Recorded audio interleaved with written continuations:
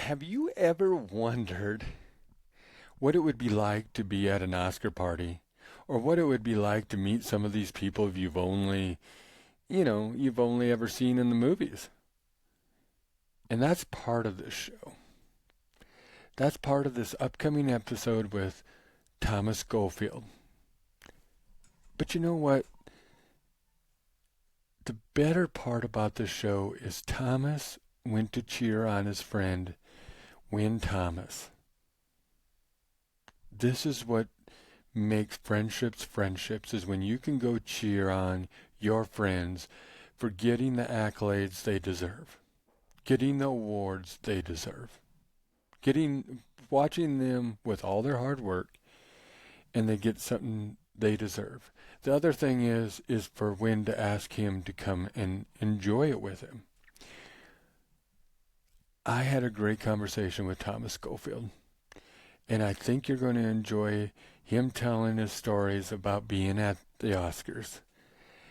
And I know we had some other quips in there, and then we talked about going to see our mutual friend Kurt Allmeyer on his boat, and then we talked a little bit about my trip to the elk refuge at the end. But the biggest part of this thing is listening to his stories and knowing he's cheering on his friend and his successes. So I hope you enjoy the next episode of the Don't Die Rusty podcast because it's coming your way right now. Thank you for listening. And if you get a chance, would you please give us a review, a like, a share, and tell everybody you can about the Don't Die Rusty podcast. It would be greatly appreciated.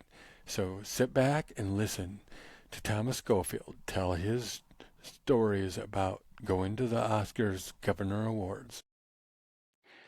Well, hello, Don't Die Rusty Nation. This has been a adventure getting this episode going for Thomas and I to get together. We've been going back and forth, and finally we got caught up here. So I want to, Thomas Schofield and I had a wonderful conversation in November, I think it was, or maybe even October. I can't remember the exact date, but we talked about a lot of things, and he was going to go on an adventure to the it was at the Governor's Oscar Awards. Yep, the Governor's Award for the Oscars.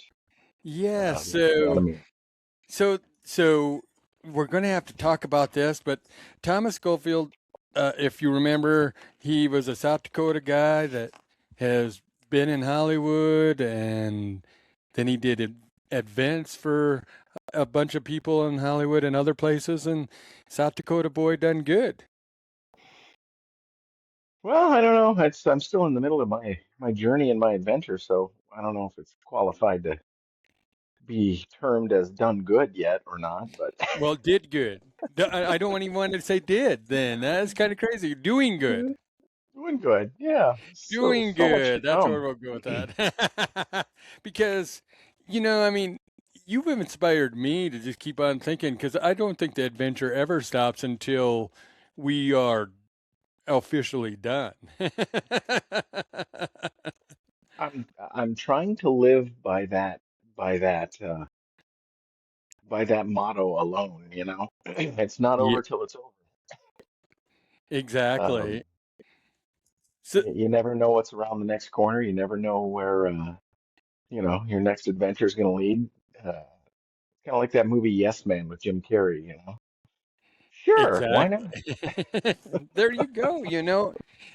And but it's the interesting thing to me is, like I said, when we got hooked up and had our first conversation, the first thing I want to go into is you you live in you live in the eastern part of the state. You have three wonderful kids, Mhm. and then you had your life, and now you go to Hollywood again and get to experience these adventures, and I want to hear about these adventures. And Oh, before we get there, I want to hear, I love that Don't Die Rusty shirt. thanks So, to the sponsor. all right. But But you were going to go on that adventure to Hollywood to the Oscar. The you can explain it better than I can, and I want to hear about what you did and maybe ask you questions about that adventure. Okay. Well, it's a good long adventure. And it started 35 years ago, 34, 33 years ago. But a friend of mine, his name is Win Thomas. Uh-huh. He's a production designer, and I met him on my very first movie, which was Tu Wong Fu, Thanks for Everything, Julie Newmar. Mm-hmm. And it was my first time on a movie set. I was, a young kid, had no idea what I was doing, why I was there, anything, but I was willing to talk to anybody and everybody who would talk to me and learn everything. I was bothering the grips, the cameraman, the director, the assistant director, the talk to the producer. I was trying to get a feel for, what this was all about. And um, I got to be good friends with a guy by the name of Kenny Ortega. He was the choreographer for the movie at the time, and he had just come off directing the movie Hocus Pocus. And he had done all of Michael Jackson's videos and uh, stories that follow, like hanging out with him. But Win was a production designer, so everything that you see in the background of a movie, other than the acting, pretty much, he's responsible for. Hmm. So he runs he's one of the guys in the big letters on the bottom of the movie poster. And he had already done a whole bunch of stuff with Spike Lee at the time, but we just for some reason we clicked. And as I was talking about wanting to potentially further my acting career, he gave me any and every advice he could muster. He talked to me about the industry, talked to me about what I needed to know, gave me books to read. So, I'm in my little trailer on set reading all sorts of books all day long through this 4.5 month period of filming. And, during, when I wasn't being used to set up camera or off on camera. Mm-hmm. So, um, uh, at the end of the movie, he said, "Well, if you're gonna act, you either need to be in New York or LA. And since you've never been to New York, why don't you come on out and stay with me for a week, and then you can go, you know, take a look at LA." So I went to New York first time. I think we talked about it last time. New York, for some reason, the city that scared the hell out of me from the get-go. I don't know why, but mustered all my courage. And he was working at the time, so I was just off on my own. He explained to me, go get yourself a subway pass, figure out what you want to see. Um, and during the days, I was off to the World Trade Center or Broadway or the Statue of Liberty or, the uh, Kennedy Center or, I was just exploring. Yep. And at night, I'd come back to this place and he'd have scripts laying all over. And I remember it was at the time frame, he had the script for Ace Ventura 2 sitting there. And I grabbed it and I went into the room he put me in where I was staying and I read through it and I was laughing hysterically because, I mean, the script, the way they did the movie was dead on the script. Everything that you saw in the movie, I had imagined long before they filmed it. And Uh, I came out and I was like, "You gotta do this movie." And he's like, "Yeah, I just don't get it. I don't get the humor." So um, became fast friends. And throughout his career, he after that he did Mars Attacks, Cinderella Man, Hidden Figures, The Five Bloods, King Richard, just all of these Oscar-winning films. And the irony of it is that he's the first black production designer in American film history. So all these films that he's doing that are getting Oscars, especially King Richard, and Will Smith, who got the Oscar for it that year, which ironically Wynn was on the board of governors that year, so Huh? he's backstage having to figure out what to do during that whole thing. But we communicated back and forth over the years, and he'd talk to me about scripts that he was doing, and he came to see a bunch of shows I was in LA, and hey, he's uh, right down to my son who was an art major for a while. He's like, look, have him call me anytime. I can point him in the right direction for that. And when I was living in Fort Lauderdale, he'd come up and we do dinner, or he'd call me and like, hey, I need help with my hot water heater in my apartment. So it wasn't just a professional friendship, very much a Yeah, personal friendship. So he's coming to the end of his career at this point, and yeah. he's kind of wondering what he's going to do.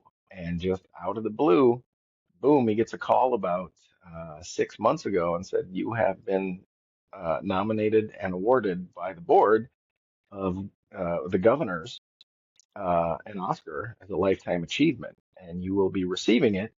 It was in November, yeah, November 16th, alongside Debbie Allen, uh, Dolly Parton, and Tom Cruise. They were all same thing. They've all done had this just mastery of work and never been awarded an Oscar for any of the works, with many of them being Oscar worthy. So I knew it was going to come sometime. He Yeah. just the magnitude of this guy's work is it speaks for itself. Pardon me. So he said, I want you to come and enjoy the ceremony with me. He had a couple of family members and three other friends from his college days that joined us, and it was in Los Angeles, and the Academy pretty much takes care of you while you're there. So it's been a long time. I don't think I've been to LA in like 10 years. And Hmm. so the night I get there, beautiful day in Los Angeles, wheels touch down and grab a car and go up to the Lowe's Hotel, which is attached right to the Dolby Theater, which used to be the Kodak, and that's where they do the Oscars. Yep. And Wynn meets me out front and says, "Well, we've been invited to Tom Cruise's Oscar party tonight." And was like, "Oh, that is really cool." Because I've been to plenty of Oscar parties, just Yeah. through all the stories that I've told. But what I hadn't done is been around an Oscar winner. There is so much pressure and so much recognition, and everybody wants to talk to you. And you just being for all 3 days that we were there, he was just pulled in multiple different directions. And the fact that it's not the Oscars, there's only four. And we also consequently were invited to Debbie Allen's private Oscar party the next night, the Saturday. And then, of course, Sunday was the ceremony. Well, um, I thought I knew what to expect, but I had no idea, not a clue. The event was hosted at Jerry Bruckheimer's house in Bel Air. Ah. So we didn't have that much time, got ready, and uh, got in the car and went to this area, which ironically enough, I had done all sorts of Oscar event or not Oscar events, but events in this area before. Like I'm telling people as there was four of us in the car, and I'm telling them, yeah, oh, I've done several events here. It used to be uh, Barbara Streisand and John Peters' house. I got to meet like Tom Bosley there. Uh, so we pull up to these monstrous gates of this, just huge gates of this house, and there is a security force standing out front like I've never seen before. Like they all look like they're former special forces.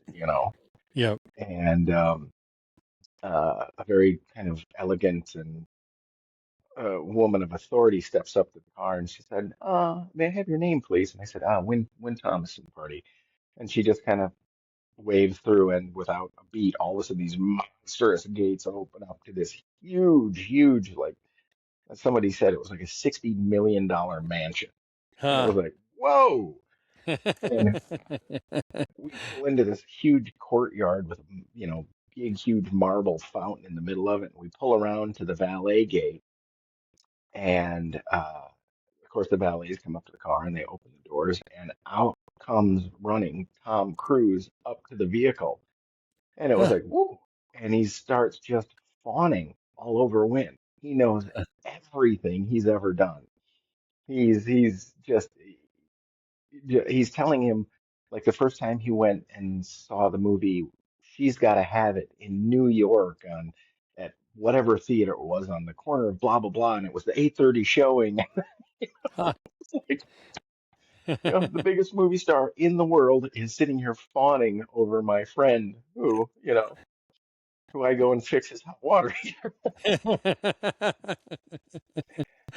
Um, and he, you know, addresses us all and takes us into the house. And, I've done these events before, and, way back when I used to post all the stuff on Facebook and that you could. But as we're walking into this monstrous house, I see a little sign that says "No photographs, please."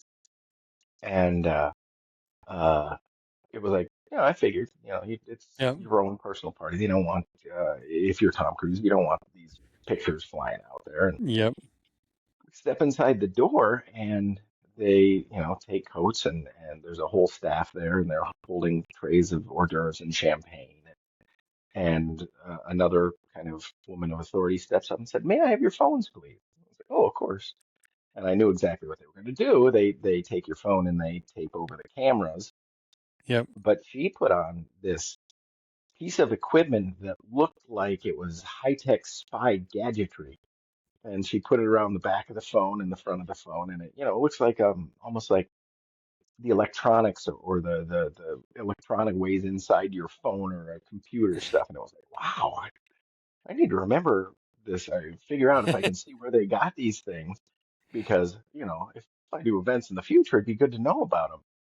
So I'm sitting there wondering where they got it, and people are immediately coming up and addressing Win. So I'm just kind of looking around the house, and it is, like 16-foot ceilings in a one-story area. It's Yep. just like, geez, and these monstrous pieces of art on the wall, paintings that are 10 foot wide, and we're standing still in the entryway. There's art pieces as big as Christmas trees. Huh. And I looked to my right, and I thought, well, that's where they got these high-tech gadgets from, because there is standing Tim Cook and David Ellison. Tim Cook, the CEO of Apple, and David Ellison, the guy who just bought Paramount Studios for like $17 million cash, or $1 billion cash. And it was like, oh, so it's going to be that kind of event. Yeah. Well, And it was like, wow. I didn't know if you'd get it like Mission Impossible came to the party. Well, at the front, as you're walking into, you could either go one of two directions. On your right was kind of like a living room sort of thing.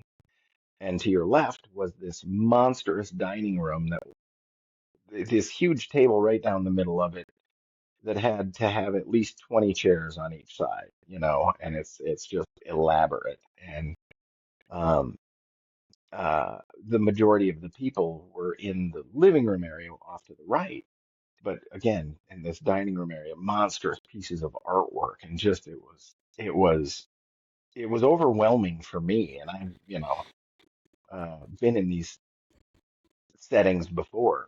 Mm-hmm. So we turn and we go into the this big living room area, and there's probably um maybe 30 people, and there's a huge bar in the corner of the room, and they're all kind of, sitting on sofas and talking, and it much like, the intimacy of somebody throwing you a private birthday party kind of thing.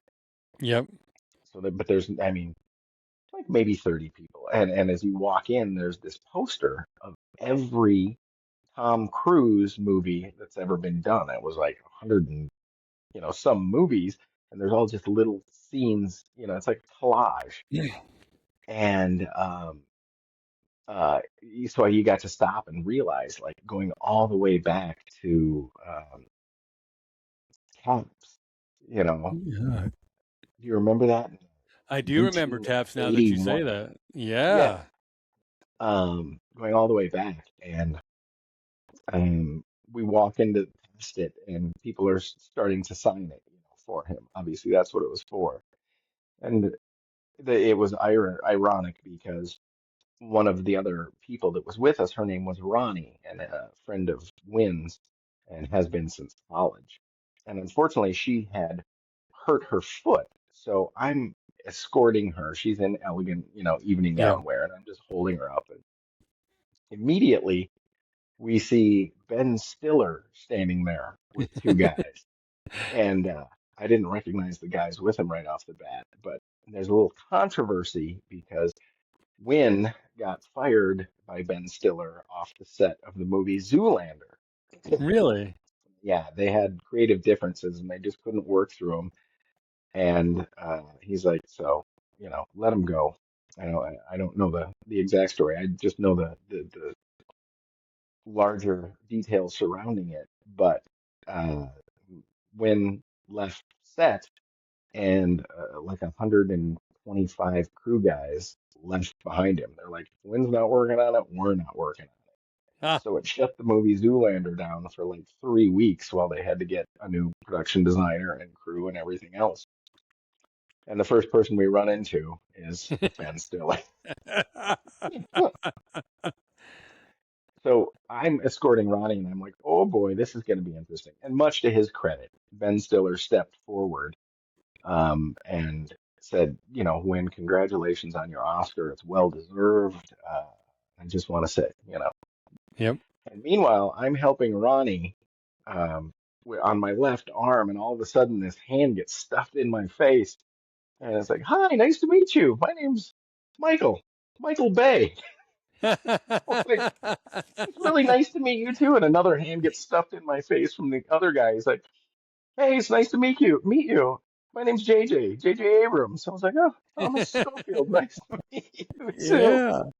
And on the inside, I'm thinking, where were you guys 30 years ago when I was? But it was very cool. And so I'm helping Ronnie through this kind of gaggle of people, and uh, uh, just all of a sudden you'd turn around and there'd be somebody new. Like I turn around and there's Colin Farrell, and we find this place sitting on a sofa, and in walks, and he's very noticeable because he's 6'5" and he was in dress shoes, so his head was way above everybody else's. Tim Robbins, Oh, from really? Shawshank Redemption walks Yep. in, and um, it was just wall to wall celebrities, everybody who's ever been in a Tom Cruise show. Hmm. So there's a grand piano in the corner, and there's some gentleman playing, just this fantastic, uh, kind of relaxing piano music that's soft.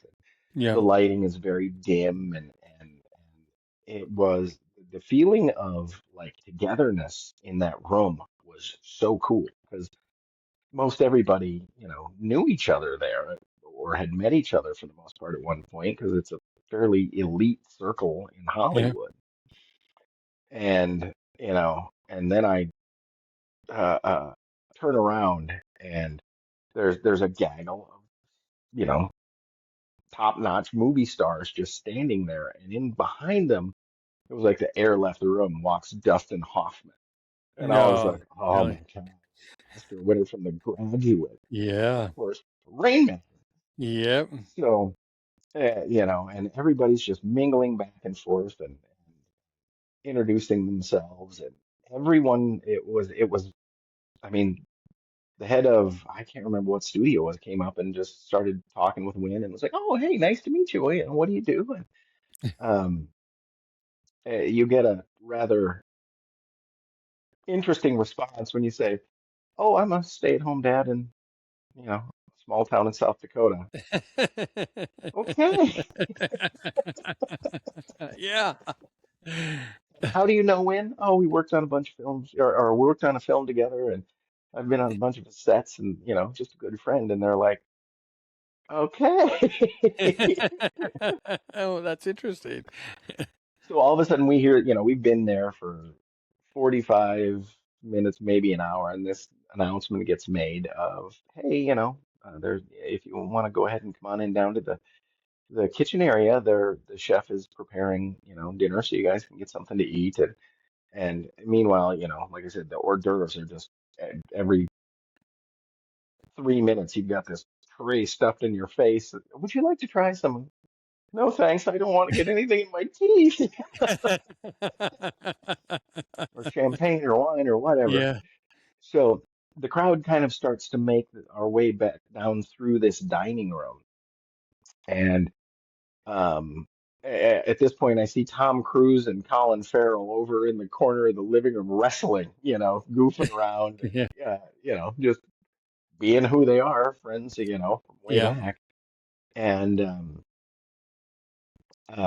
we go into the kitchen area, which it's a room the size of the first room we were in. This was monstrous, and it's like a living room and a small kitchen to the side, and there's this crazy um, French chef who has got he put up his own cook station in the middle of the room next to this huge marble island, and he's, oh, come up, you must get some food, boy. I make a great food. You're not gonna be able to fit in your costume for your next part. I make you fat, and proceeds to he helps you dish up all of your, the things that you want to try off of this island. And the smell was incredible. The food, like top notch. And and I look over and there's five people I recognize from different movies, and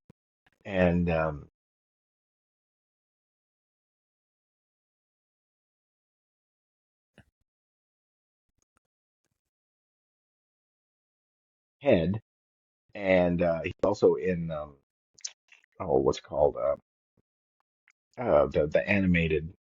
She's what a time to forget movie names.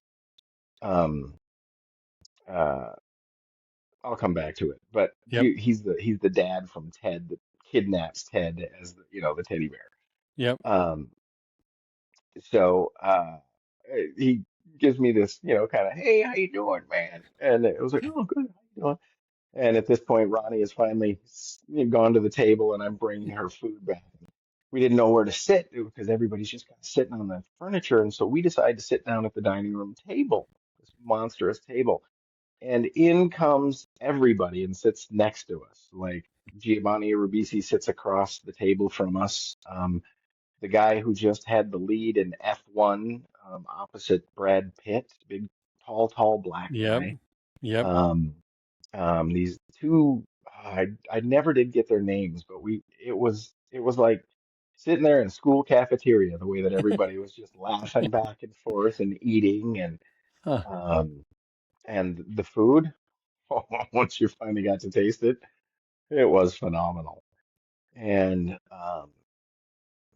so we kind of finish up our dinner, and in the middle of the table are these huge bowls of chocolates. Like, obviously, they were flown in from Switzerland for this thing because they just little chocolates, but it became this kind of trading card amongst everybody sitting at the table. And it was like, oh, I've got the. Do you want to? I'll trade you this one for that one. Yeah, and everybody's doing that back and forth, eating these ungodly good chocolates, and just having random conversation of, hey, how are you? Where are you from?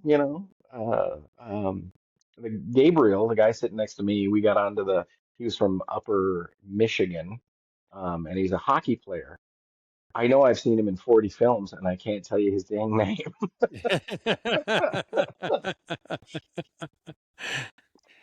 But I oh, go ahead. I do have a question. Like you putting on events, how did it feel being at the event, not having to worry about that stuff?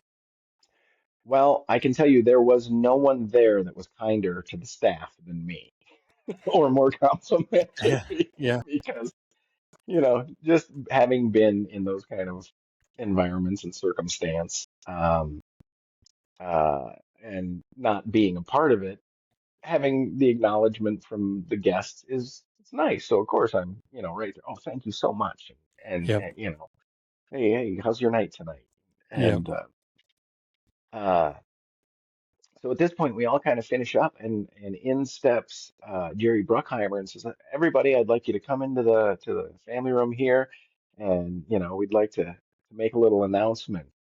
So everybody, gets up and goes into this room, and Jerry Bruckheimer gives this speech about, each and every one of us is so incredibly lucky to be here and to, be doing what we love to do and be involved in the industry that we love to be in.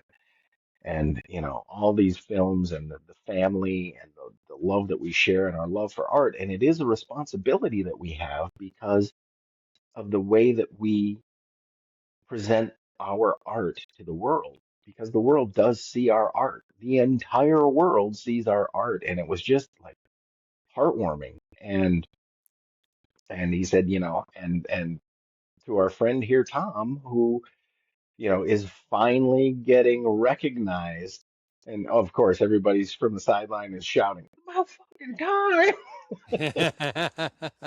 and and laughing, and it's interactive almost, and just this beautiful, wonderful, and poignant speech about the responsibility that they have to present the art to the world because art sets the mood for the world.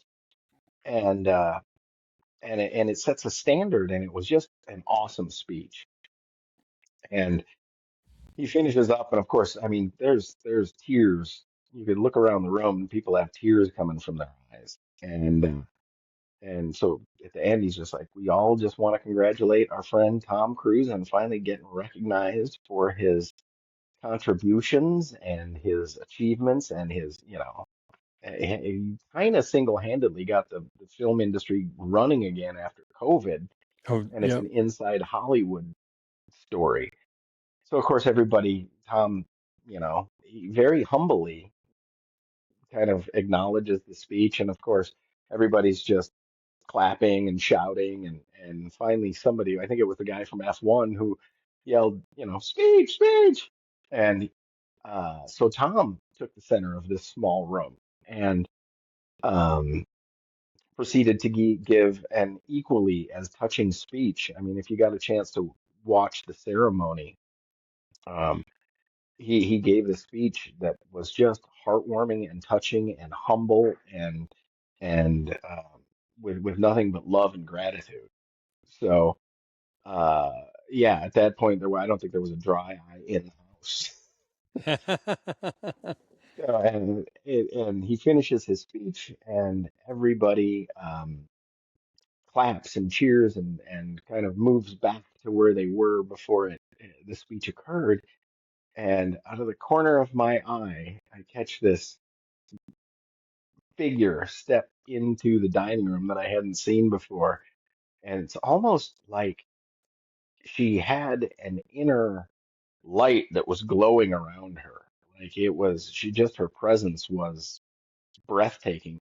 And she walks right over to Win and introduced herself. She said, "Hi, I've seen your work and I've heard all about you, and I've never gotten a chance to meet you." And you know, uh, and she turned to me and she said, "Hi, my name's Julia Roberts. Nice to meet you." And it was like, wow, Yeah. just the Hollywood's top actress, for Yep. years, and getting to meet her, and it was pretty cool. It was a pretty cool highlight, just as genuine as could be. That is amazing. So, um, yeah, and at this point, it's been about 2.5 hours, and it was. Wynn looked at me and he said, "We got a lot to do tomorrow, so we should probably head back to the hotel." And I was like, "Yeah, absolutely." So we went out to the valet when, immediately the car was pulled up to the door. And Wynn works with these people, here and there on a regular basis. Like, Yep. I'll be talking to him. He's like, "Oh, hold on a second, Bobby's calling." And I'll click over and then I'll come back and I was like, "Bobby, who's Bobby?" "Oh, Robert De Niro." You know, so he knows some of them. He doesn't know all of them. Yeah. And from being a governor of the academy and all that, he has the connections. But uh, even we get into the car and we leave through these monstrous gates. And as we're driving away, the car is just silent, silent. And it was silent for about 3 minutes until we pulled back onto Sunset Boulevard. Just all of a sudden, we all busted out into laughter. God, was that just surreal or what? Were we just in a movie? Uh, so yeah, that is now ingrained as one of the um, top five Hollywood experiences that I've ever had. And the great part is that there were two more nights of it after that. The next night, we ended up at Debbie Allen's studio. She has a dance studio where she takes in a lot of underprivileged kids from kind of the South Los Angeles area, and works with them on dance and movement and things like that. So she had, again, we were sitting right next to, they had reserved sections for us at this party, and we're sitting right next to Tom Cruise and Jerry Bruckheimer again. So got to mingle with them and their whole group again. Uh-huh. And oh, there was the cast of, I think, oh, what's the series? Like ER or something was Mm. on one side of us, and then the other side was different television shows that she'd been heavily involved in. Because as Debbie Allen was original claim to fame was fame, Yep.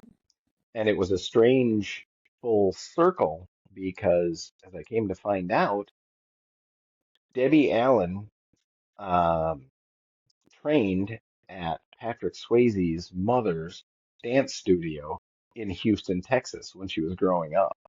Really? So it goes back to the whole Swayze circle again. Yep. So it was a nice tie-in. Yeah. Um, and then the night of the actual ceremony, it's great because you get ready in the hotel and you just go down. And we had to let Win go. He had to go through the press line because they don't let the family and friends go with him. And Yeah. he had to answer all of his questions and do the interviews. And Ronnie's foot had gotten worse, so I had to take her the back way. Security is sneaking us up because her foot is hurt, and there's lots of stairs getting there, and Yeah. right into the theater, into the ballroom. And again, I mean, we went in, we sat down, and started mingling. And there's probably, I'm guessing, about maybe 1,200 people in the Hmm. ballroom. And Wynn's table was in the center. So I'm following him around and making sure that I'm getting photographs of him with everything, Yeah. making sure that every single person, because Wynn is the kind of person, he doesn't matter who you are or what you're doing, he will stop and talk to you and share his knowledge and his joy and his um, happiness and his experience with you. And it's like he has inspired so many people to go out and chase their dreams. And one of the people he invited to sit at the table was a young filmmaker. Uh, and yeah, he was moving and a shaking. He was off shaking, execs' hands and everything else. And that's one of the purposes of the Governor's Awards is so that they can pump because every studio head was there. Every celebrity, I walk in past, I bump into Ethan Hawke as I'm helping Ronnie through, and it's like, oh, so sorry. It's like, no, no worries. Yeah. And um, just every celebrity you can possibly imagine is sitting 4 feet from you, talking away, and uh, as we as we're you know moving throughout, here's Steven Spielberg sitting at Tom Cruise's table, and the ceremony was phenomenal. Lily Tomlin, who Wynn's friend that was with us, Ronnie, she used to be Lily Tomlin's personal assistant. So, and Oh, she didn't really? even know that Lily Tomlin was there to present for Dolly Parton. So, kind of a cool meeting and reunion. Yep. Um, And yeah, and it was just surreal. It was like walking into this. It was like being in a movie that you're watching being filmed at the same time, you know, Hmm. after all of the ceremonies and award shows that you've been in. And now, of course, rather than being staff, being a guest, the biggest thing is just the amount of relaxation. Because as I'm walking by, I'm looking at the security guys. I'm like, how your feet doing at this point, buddy? They're like, Yeah. oh, they're barking, you know. Yeah. Um, Whereas we pulled out of the valet at Jerry Bruckheimer's house, you know, I'm talking to the valets. It was rainy that night. And I was like, how you guys doing tonight? And they're like, you know, it's cold, rainy night in LA. So I said, yeah, but Hmm. there's a lot worse places to be cold and rainy in LA tonight, aren't there? And they're like, yeah,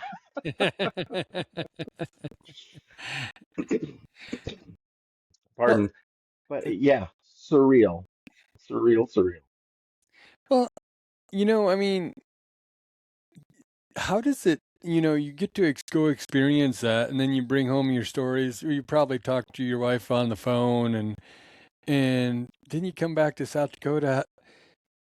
Does it really feel surreal once you get back to South Dakota? Like, you know, Well, you were, yeah. where it's even slower here. We're just saying.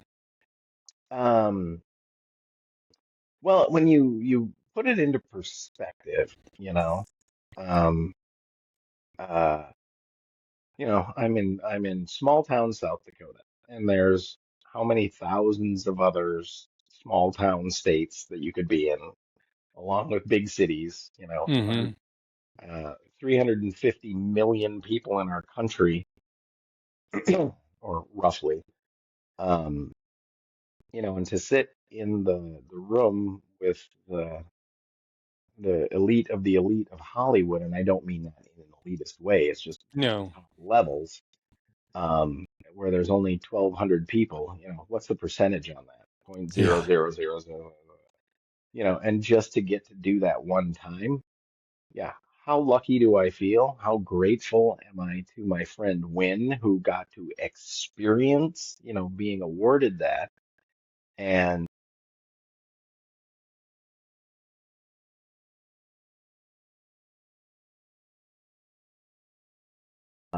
and to share those experiences of Jerry Bruckheimer's house with me as a guest. Yeah. Just nothing but an incredible amount of gratitude, an incredible amount of joy, because that's what it felt like. Everything being shared was just joy at all of these events. And yeah, so I left there with a almost a soul glow, of Yeah.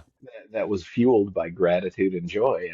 And that's the thing about, I wanted to share it with every one of my friends and share it with anybody who's interested, which is ironically enough the premise of making movies. It's Mm-hmm. sharing of your joy, your, heartache, your putting the story, to paper and then to film. So it has this sort of metaphysical, almost string theory feel to it. Um, and just feeling lucky that I got to do it. I'm not the only person that will ever get to do this, but there aren't that many. And yeah, just the gratitude for that alone. I can't, it's indescribable. No, and to have a good friend that picks you out of all their friends to be able to go enjoy this award with him, a lifetime award more or less in that aspect, and for you get to go and experience that with him, that has to say a lot too. Your friendship is pretty strong when you have people that know that you're going to represent them well at these kind of places too. I there's some, we all have those friends we have that are great friends, but I might not want to take them some places, you know what I mean, kind of thing. Because what are they going to say or do? I mean, but but but I'm saying that's quite an honor that you got to go experience that, and then to I'm trying to get it in my head too. Like, how would you feel like you had to be? Here's what I say: whenever you go on a trip or wherever else you've never been, you have sensory overload. I bet you came home tired, like the sensory Oh, overload of seeing everything you saw, everything that's going on. You're trying to get everything, remember everything. You're trying to see everything that you can in that experience. I bet you were tired when you got home.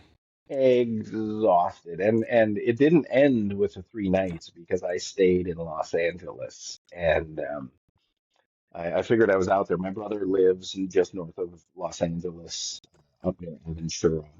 Um, and I hadn't seen my nephews or him for a few years. So I took a couple extra days to go make sure I got to spend time with them, and met with a bunch of old friends. An old publicist who, for one of the shows that I was in, we became great friends. A guy by the name of Kenny Werther, and my old acting instructor, my good friend, my mentor. He's um he's Gail Hansen. He is one of the kids that was in the movie The Dead Poets Society. Mm-hmm. He's the one that painted the big lightning bolt on his chest. Call me Nuwanda.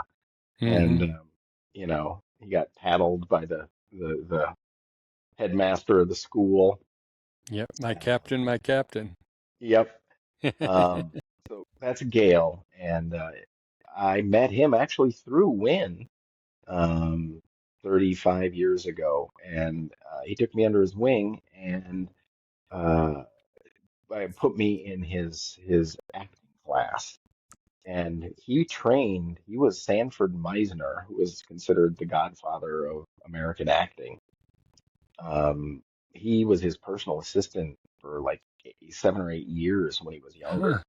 And he got to work with Uta Hagen, who's considered the mother of American acting. And uh, um, Sanford Meisner was they call it the Meisner technique, which is using real emotion under imaginary circumstances ultimately. And since Gail worked with him, learning this technique over a course of how many ever years, he took what he knew of it and condensed it down into about a 6 month program to really teach you intensely, you know, part of the art of acting, which is using the emotion, drawing your own emotion out into it. So yeah, he's incredible. He's fantastic. He's caring, loving. He will help anybody, anywhere, anytime. Um, and he hit movie star status at one point. Like there's a movie called The Finest Hour. It was him and Rob Lowe were the two leads in it, and I don't remember a few, but he had leads opposite Robert De Niro and stuff too. So Huh. um, he's an incredibly spiritual person, and the way that he teaches you to act, there's often times when it's like I can just walk up to him and we can have entire conversations with our eyes without having to say a word, and we know, Hmm. it's like catching up Yeah. without saying a word. Um, I forgot where I was going with that. Oh, stop to see Gail and a couple other friends, old colleagues, guys that I used to work with. Um, so I took an extra 3 to 4 days, but yeah, by the time I got home, it was much like doing events. For about 3 days, I was just exhausted and laid out, and there are still portions of it that I'll stop to remember, Yeah. that I hadn't thought about yet. Right before the ceremony, earlier in the day, as we were getting close, and Wynn was nervous, of course, and I was like, let's go take a walk. I know there's a shop down here on Hollywood Boulevard that you love, and so we walked down onto Hollywood Boulevard and walking down the street, and people were, I mean, that is how in tune the town is. People are like, "Hey, Win Thomas, congratulations on the Oscar tonight," um, and that's the funny thing is Hollywood Boulevard. I mean, the majority of it is tourist stuff, but there's something about it that keeps people, um, like industry people, just visit it fairly often. And Yeah. this isn't the only time. Heck, there was uh, as I was driving. Well, I'm going to go back, and I can come back to the story, but um, walking, went around and getting ready for the event and making sure his nerves were calm and making sure that nobody was too much into his face and doing the hey, we gotta get going kind of thing, Yeah. and keeping him on track and making sure he was hydrated and hey, have you eaten yet? All those things that I knew from the people around Oscar winners that I had seen before that I knew he needed. So Yeah. um, keeping him, yeah, keeping him focused and making sure that he had the space he needed to operate uh, was a bit of a self-appointed full-time job. I just didn't want him to have to worry about stress or anything. And Um, that's so the thing about being a good friend too, is knowing when to say something and knowing when not to say something. yeah, I mean, there's times that there's times that somebody needs to be told something, and then there's times that it's like, yeah, we'll just let that one pass here. You're thinking about other things, kind of thing. well, it was nice because it's a semi-professional and semi-personal Hmm. setting uh, at these things. And it has been so long since I've been on a set to see Win working, but to be with him and remember the genius of like he's just genius in his craft. Like uh, he'll walk into a room and you know he knows the fibers of the seat on the chair over in the corner. He's Hmm. just his mind just like it absorbs everything and everything going on. And I'd forgotten about that portion of his genius over time. So it was nice to be reintroduced like that and reconnect with that portion of it and the inspiration that that gives Yeah, and that's the inspiration is a good way to say it. because I mean, for his job, then it's interesting to me that you would have to know, like, does this color look good on film or not? I would assume, Oh, like right down to all that. what are the fibers of this fabric and how's it going to Yeah, look from this angle, yeah, behind this person wearing these colors and does this texture work and is it going to yes, and that and his mind just does it like that. that is So amazing to me. yeah. Um, Yeah, well, and before you ever see a movie on film, there's so many thousands and thousands and thousands of hours of thought put into how to make it what it is, and it's a team effort. So, Yeah, um, but to be able to do that I mean, through of course experience and time and all of your work, but I mean, I look at walking into a room and going, you know, you don't realize like that shine might touch somebody's face in a different angle, and mhm. it's interesting that stuff that we don't think about. It is a team effort, and I would assume in there. I've never been on a movie set, of course, but it's just We'll that have to kind of remedy stuff that, Rick. interesting.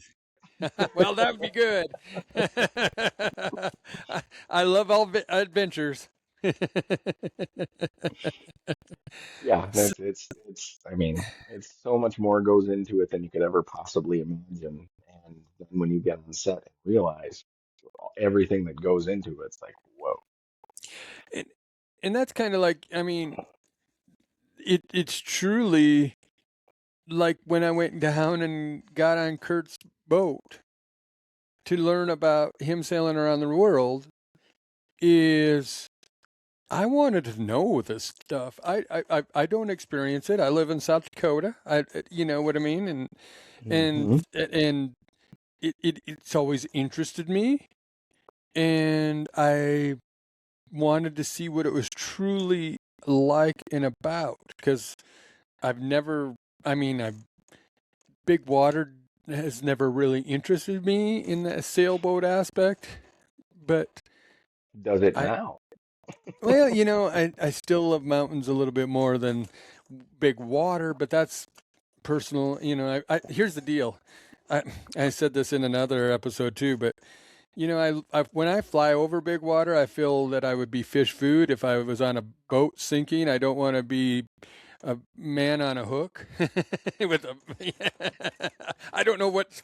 It's 50 years since Jaws came out. I don't. All I can see is that girl and Jaws coming up in the poster, but and that's just my own fear. Not. I don't want to call it a fear. It's just I love being in the mountains, but it. But on the other side of that, though, I got to go experience it. I got to go learn about it.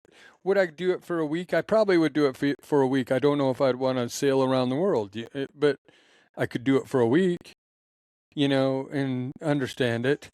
But I always want to know.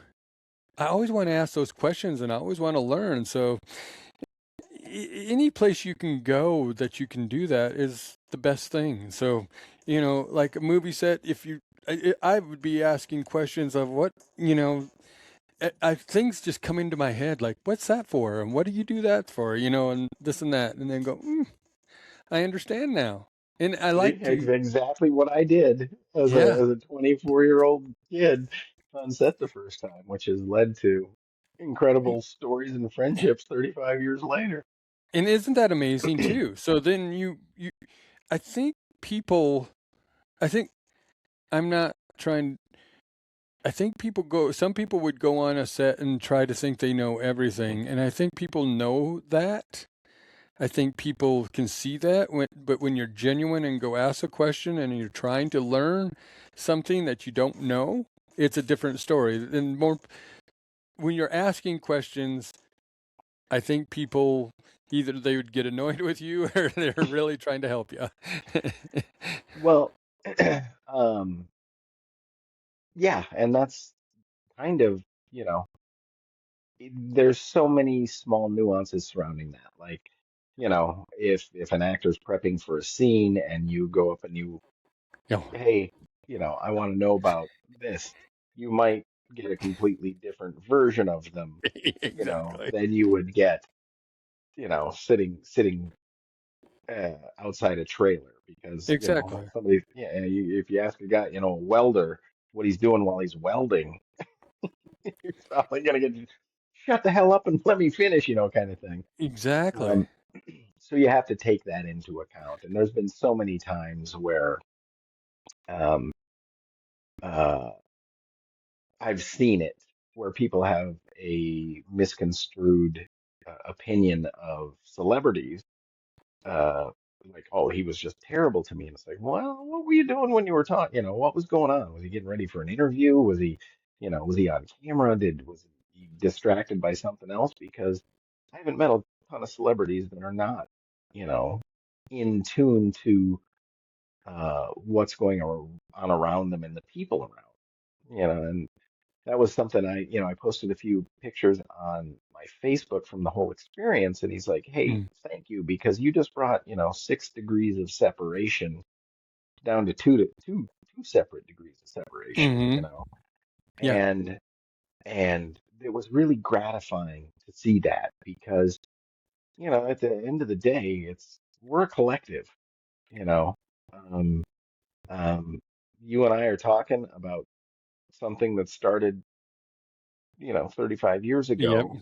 And those experiences affected Kurt, which has affected you, which, affected my children, which, so it's a massive collective. And, and the more I live and the more I learn, it becomes much more obvious that we are a collective.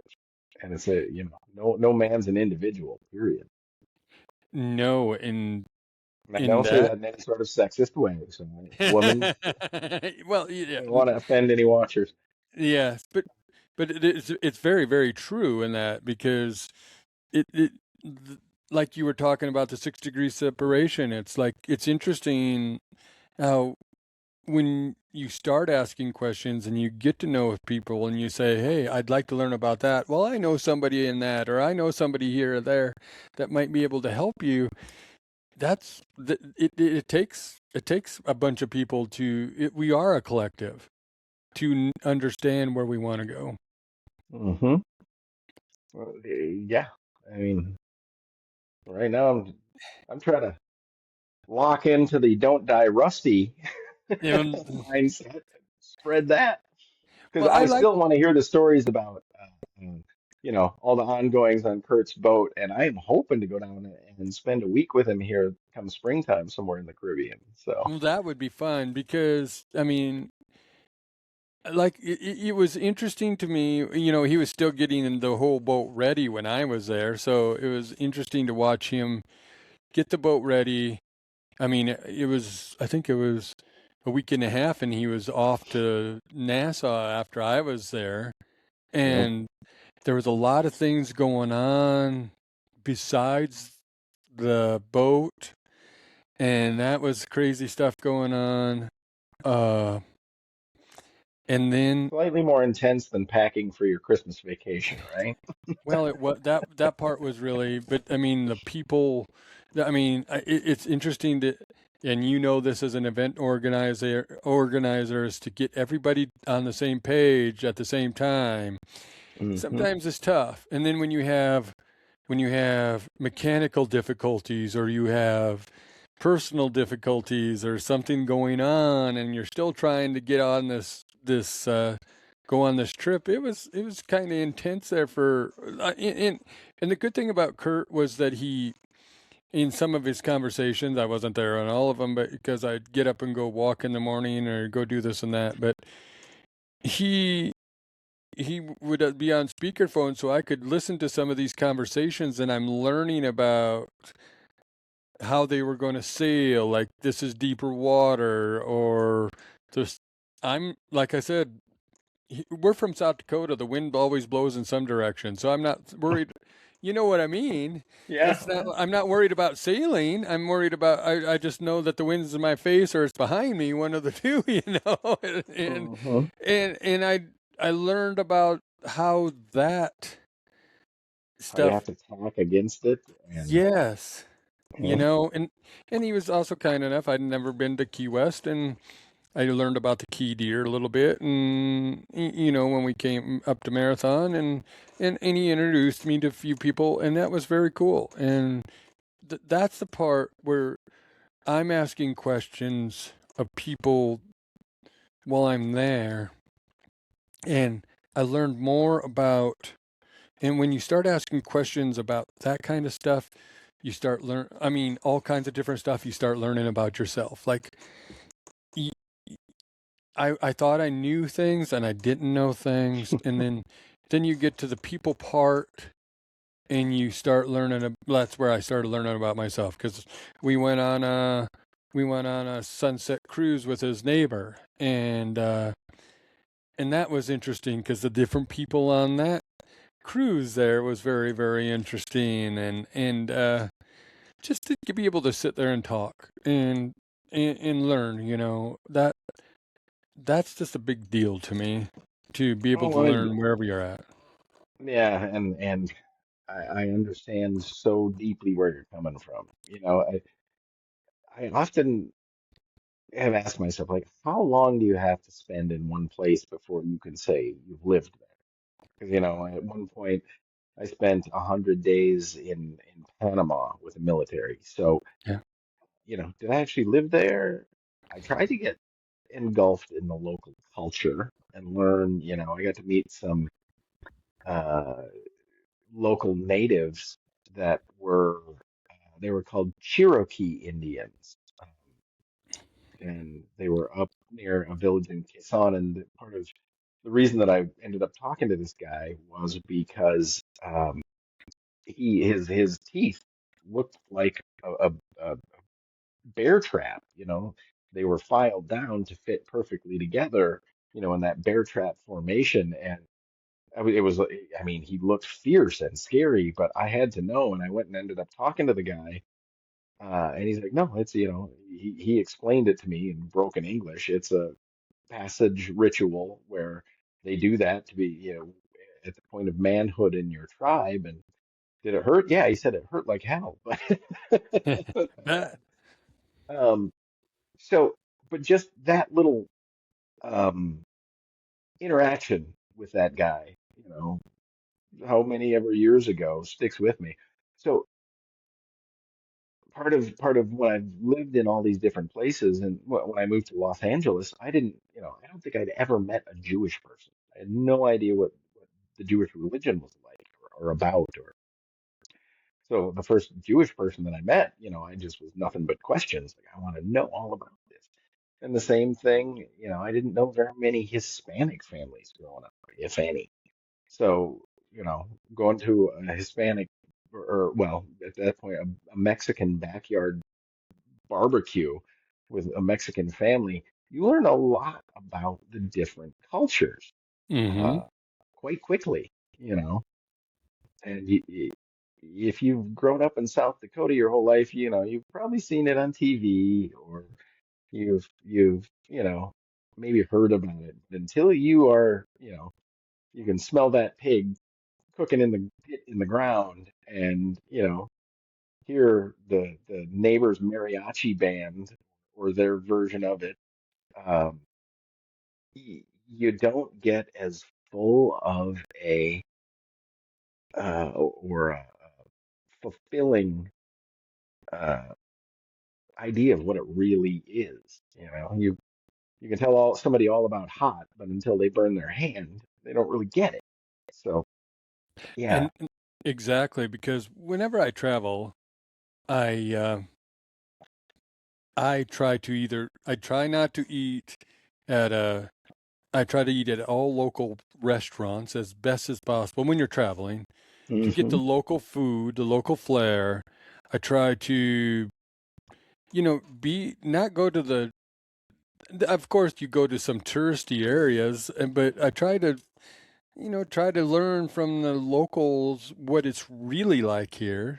And, it's like go behind the fence that nobody ever gets to see. That's where you learn where the real people are. And that's Yep. where I like to do is go behind that fence. Or I've been in some sticky situations because of that, but I've learned a lot. And you come back more thankful of where you do live in some of those places because you're going, holy moly, it's like, uh, Well, it gives you the ability to form a different perception uh, because you can now look at it from a different perspective than you once did. And perception is everything. well, You can change your perception of something 40 different times, you know, uh, just by one different perspective of it. yes. Um, yeah, and being able to try and share that with people. That's where the joy comes from, and that goes back to the win. Yep. Watching his genius of it and being able to grab just a small portion of a different perspective of the world and different perceptions. Uh, yeah, that's what makes it worth it. And it is. I mean, I wasn't there. I can't say that I know. I heard a real quote, a funny. It was a true quote the other night, and I can't think of it off the top of my head that would work here. But when, even though he won the Oscar, you got the experience. Yeah, and that's the gratitude. That's the Yeah, gratitude that I got to feel with him. you know, in I always thank people that feel like they can take me along somewhere and enjoy the experience with them because that'll be one thing that you will never forget. And you can share with your kids and say, hey, these are adventures that you can go on and just live a great life. Well, it's going to be interesting. You talk about the kids because, strangely enough, since we last spoke, I have had some interesting opportunities kind of just start rolling out of the woodwork, out of the blue. Uh, And one of them, um, is, matter of fact, I am expecting to hear back when that happens again. Essentially, it's an interview I have to do, but an intern um, at an event company that I worked at 10 years ago. Uh, Vaguely remember her. I just remember being kind to her and teaching her, um, um, always teaching anything and everything I can to help people. And ended up becoming, I think she was an event manager the last time that I worked with her. But um, I get an email out of the blue from one of the newest and largest marketing agencies in the world saying, "Hey, we've got this opportunity for contract work. Are you interested?" And I didn't think anything of it because you get these spam emails all the time. And the next day, I get a follow-up from it. And it was like, okay, well, maybe I better follow up on this. And it's like, okay, Hmm. what exactly do you have and what are you looking for? And came to find out that this intern slash event manager from way back when had referred me. She still had my contact info as to be a freelance producer for some FIFA World Cup stuff that's going to start actually here in about a week and last throughout September in Miami. We're Hmm. like, oh, okay, well, yeah, that's you're right in my stomping grounds there. So yeah, it's something I'd consider. And what are the specifics of it? And they said, well, we just decided that we're going to make it a hybrid position, um, going back and forth between Miami and London for the majority of it. So there's a possibility that I might be spending some a good amount of time back and forth from Miami to London over the course of the next 9 months working for events surrounding FIFA World Cup. And then I came to find out that their CEO is on the Olympic committee for the Ah. Olympics in Los Angeles coming up. So Uh-huh.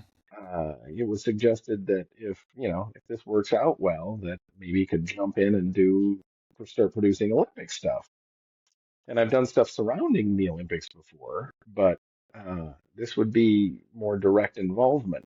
So we'll see where it leads. I didn't say no, and my thought immediately was like, okay, my kids could come spend a week in London while I'm working and go Hmm. explore and do their thing, and they can enjoy the travel that while they're kids when it really makes a difference, where there will be things to sprout it over a lifetime versus through adulthood. Well, and I've seen they play soccer, or do they play hockey? And do Uh, they play they they play they they both? both play soccer and they play hockey. Right now, the focus is on hockey because Yeah, we're of in course. dead winter. But Yeah.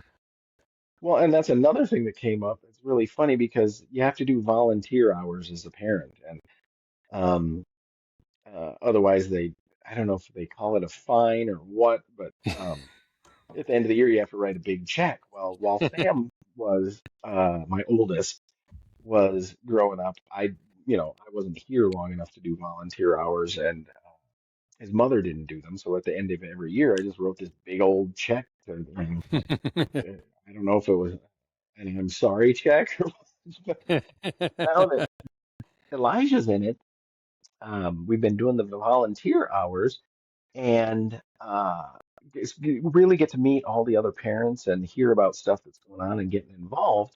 So I've really come to appreciate doing these volunteer hours. You run the penalty box or run the sound system or the scoreboard. Well, the one thing that nobody wants to do is the announcer position. And, you know, I've got some background for running the announcer position. So the first time I tried it, I'm like, I'm not going to make this boring. So, Yeah. threw on the announcer voice and did the whole uh, uh, uh, excited announcer, number 17, assisted by 28, Johnny, blah, blah, blah, score. And the parents really started responding to it. You throw a Uh-huh. little humor in there because most of the Yep. time these parents that are volunteering doing the announcing are like, yeah, number seven, and Yep.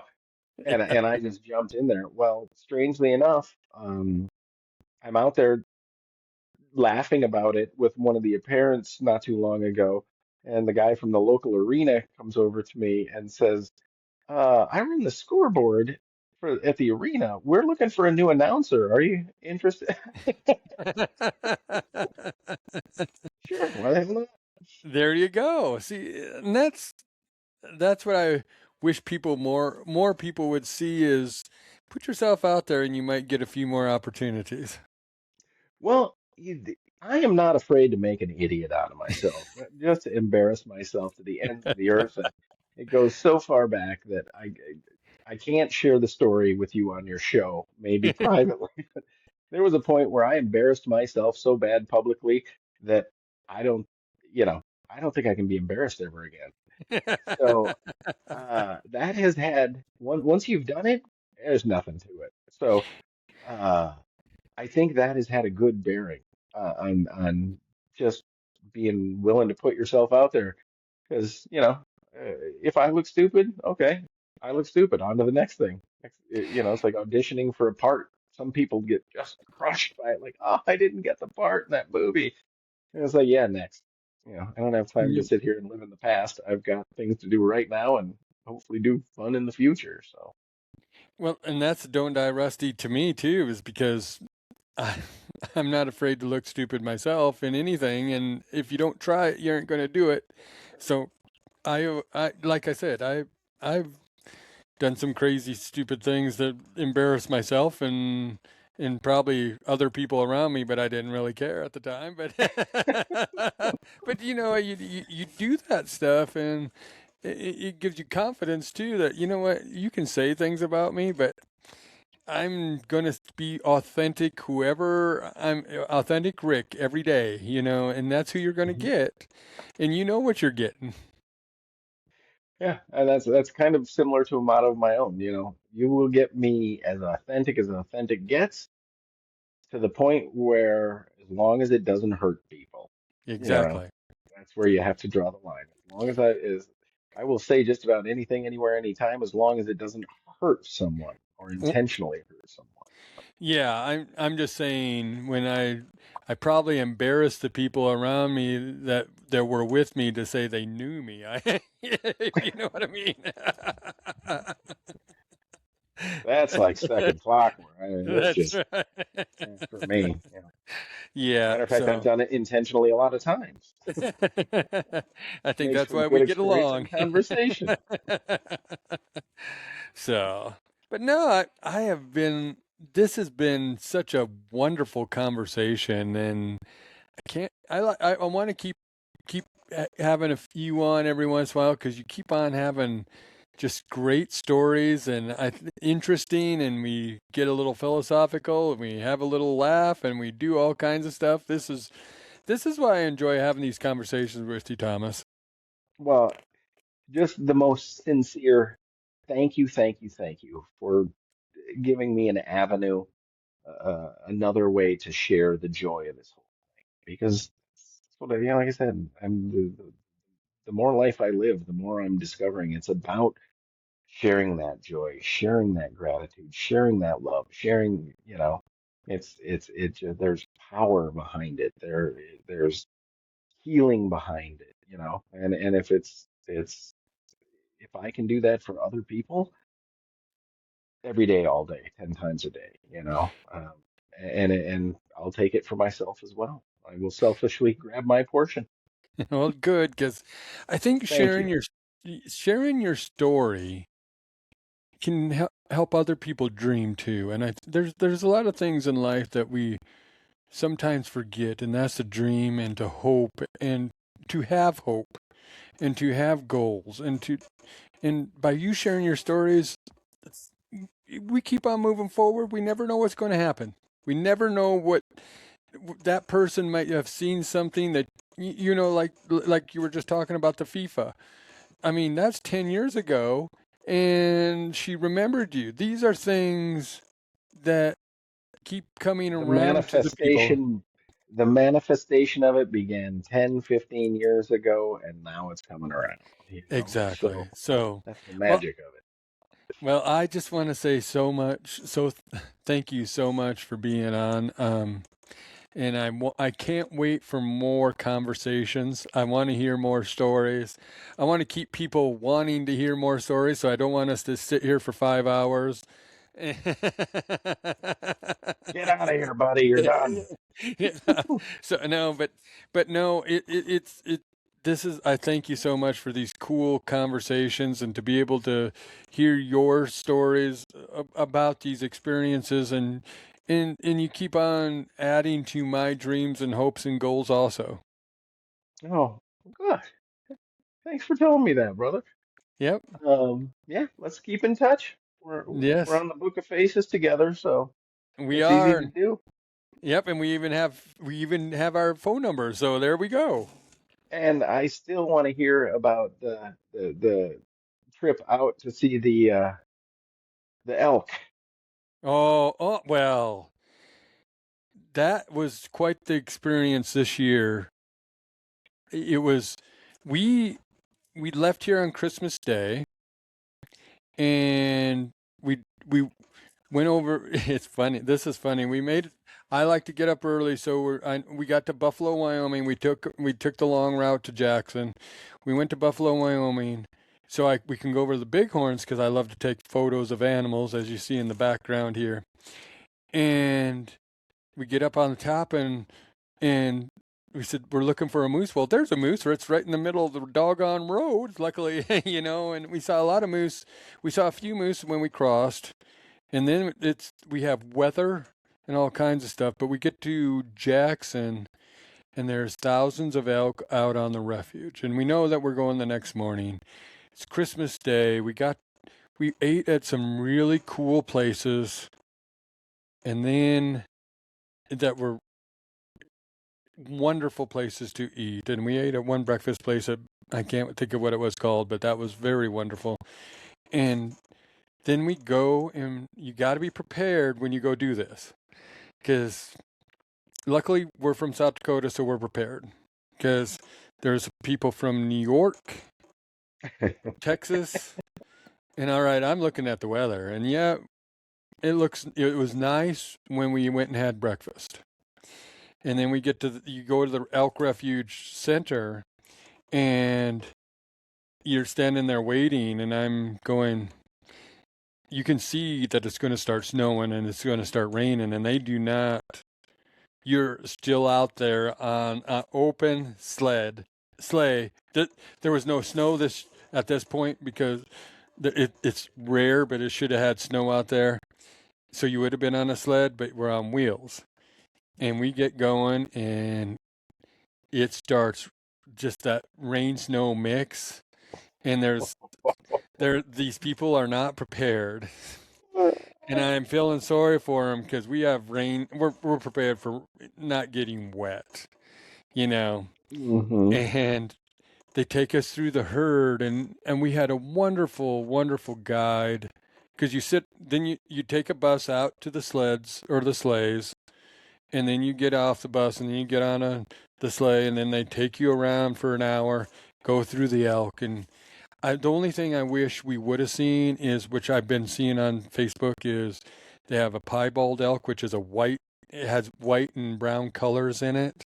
It's very rare to see a piebald elk, and I would have loved to been able to see that. But you know, but the weather has changed out there, so they're getting closer and closer together. Because I bet we saw a ton. I mean, I bet we saw. I'm gonna go maybe 3 to 4 thousand were out there at that time, but they were in different bunches. But if you ever get to experience it, I suggest to go experience it. It's on my list Just now. just to see that, and then when the four-way in Jackson, I would call it a four-way. It's more kind of a three-way. But if you go behind the refuge, just drive out there yourself. There's about 45 to 50 bighorn sheep out there on the refuge. You just drive by, and people are taking pictures, And you never know what you're going to see on that backside either. And I've seen bald eagle. I have a picture in my office actually where I work that when I was out there, there was a dead elk out there, but there was a bald eagle on top of it, and I got a good zoom in on that and a good picture of that. And but then they had a winter storm warning coming in, so we got the heck out of Jackson because we wanted to go to Cody, and I got some. I love Cody, Wyoming, and going up to the North Fork because then I get.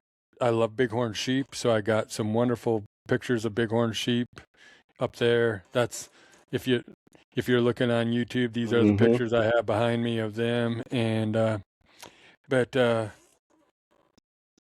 was it was just the most relaxing Christmas that I think I've had in a long, long time. And and then to turn it back to film to is Christmas Eve. I I I was kind of in a I was kind of in a different mood on Christmas Eve until my Cindy said, we're putting on It's a Wonderful Life, and I watch It's a Wonderful Life every year, and it's just like one of those things that brightens my day.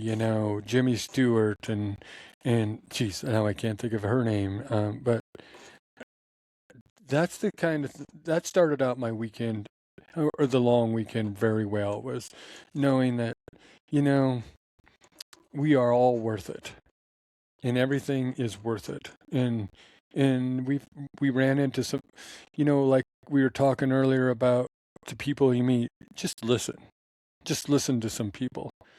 Thank the workers that are out there on Christmas Day serving you food. They could be somewhere else too, and and anywhere you're at. And we had such a wonderful time, and it was a good get together. I mean, good. Cindy and I and her daughter got to go experience this, and I enjoyed every moment of it. So, I suggest you go do that. Awesome. And if you take the kids, if you just, I mean, if it's a family deal and you go do that, the one thing I would suggest, and Cindy and I never thought of it but give the kids a disposable camera and let them take pictures, so they're in taking pictures of these elk while you're out there too, because we saw kids that they didn't have anything to do. I mean, you.